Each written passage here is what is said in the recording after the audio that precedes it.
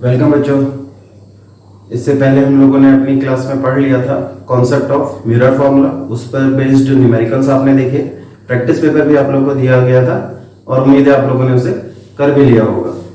तो टॉपिक को आगे बढ़ाए उससे पहले थोड़ा सा न्यूमेरिकल्स को ही कंटिन्यू करते हैं। एक दो क्वेश्चन हम देखेंगे थोड़ा सा और आज हम अपनी लाइट चैप्टर में रिफ्लेक्शन ऑफ लाइट सेक्शन को कंप्लीट करेंगे। ठीक है, तो बढ़ते हैं आगे। शुरू करें आगे। उससे पहले हमारे पास ये क्वेश्चन आ रहे हैं, दो क्वेश्चन हैं। आप चाहे तो पॉज करके इनको एक बार खुद से जरूर ट्राई करें और नहीं होता है तो फिर सॉल्यूशंस को देखें। देखते हैं क्या है। फर्स्ट क्वेश्चन हमें दिया है the magnification produced by a plane mirror is +1। What does this mean? इसका मतलब क्या है? अगर आपको गिवन में मैग्निफिकेशन की वैल्यू दी गई है +1, तो यहां पर दो बातें हैं जो ये वैल्यू हमें बता रही है। एक तो प्लस और एक वैल्यू 1। m = 1 आना इस बात पर इंडिकेट करता है कि जो इमेज है वो ऑब्जेक्ट के कंपैरिजन में सेम साइज है, तो ये सेम साइज को इंडिकेट करता है। इसी तरह से प्लस वैल्यू अगर m की आती है तो इस बात को इंडिकेट करता है कि h2 ऊपर की तरफ है, यानी कि हाइट ऑफ इमेज आपको प्रिंसिपल एक्सिस के ऊपर यानी कि पॉजिटिव मिलेगी। और पॉजिटिव का मतलब हम साइन कन्वेंशन में देख चुके हैं कि वो है concept real virtual and erect image का। तो ये आपको वर्चुअल और इरेक्ट इमेज के बारे में बताता है। तो बेसिकली इसका ओवरऑल मीन हो गया है, it means image form is virtual, erect and same size. ये हमारा कॉन्सेप्ट निकल कर आता है इस वैल्यू से। ठीक है, ऐसे ही दूसरा क्वेश्चन न्यूमेरिकल की फॉर्म में है, बढ़ाएंगे आगे। गिवन फैक्टर्स की बात करें तो क्वेश्चन के accordingly an object 5 centimetre in length, h2 हमें दे दिया है, is placed at a distance of 20 centimetre, u is also given, from a convex mirror of radius of curvature is given, then asked is position, nature and size of image form. तो given factor अगर बना लेंगे तो हमें मिल रहा है h1 it is 5 centimetre, distance of 20 centimetre ये आपको u दिया गया है, जिसे हम हमेशा माइनस में लेते हैं। कॉन्वेक्स मिरर का रेडियस ऑफ कर्वेचर 30 है, प्लस होता है, और ऑब्वियसली इससे फोकल लेंथ आधी हो जाएगी यानी कि +15 सेंटीमीटर। आपसे पूछा है v निकालिए, h2 और नेचर बताना है। तो फॉर्मूला है हमारे पास यूजिंग मिरर फॉर्मूला। फॉर्म आप जानते ही हैं, 1/f = 1/v + 1/u। पुट करेंगे वैल्यूज तो आपको ये मिल जाएगा आगे। f is 15, v we have to calculate, u is -20। Minus को उठा के उधर भेजेंगे तो 1/20 + 1/15, 1/v। 15 और 20 का एलसीएम बनाना है हमें, तो 60 तक जाता है। 23 टाइम्स 15 4 टाइम्स, तो 15 4 60 और 23 60 है। तो आंसर हमें मिल रहा है 60/7।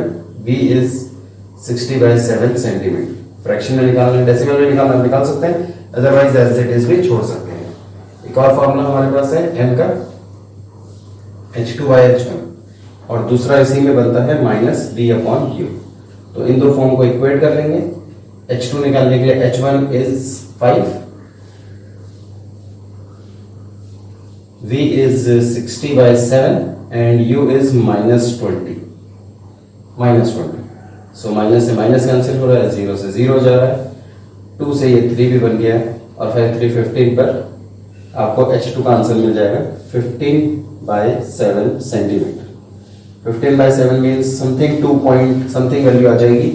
2 पॉइंट समथिंग अगर 5 के कंपैरिजन में देखें तो it is lesser. So nature is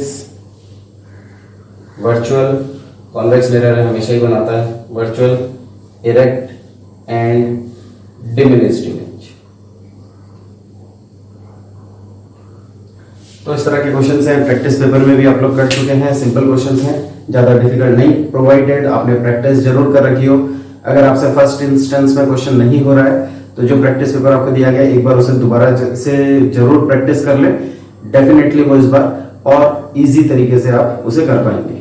ठीक है, तो ये हमारा थोड़ा सा कंटिन्यूएशन था न्यूमेरिकल्स का। अब इसमें लास्ट सेक्शन हम देख रहे हैं यूजेस ऑफ स्फेरिकल मिरर।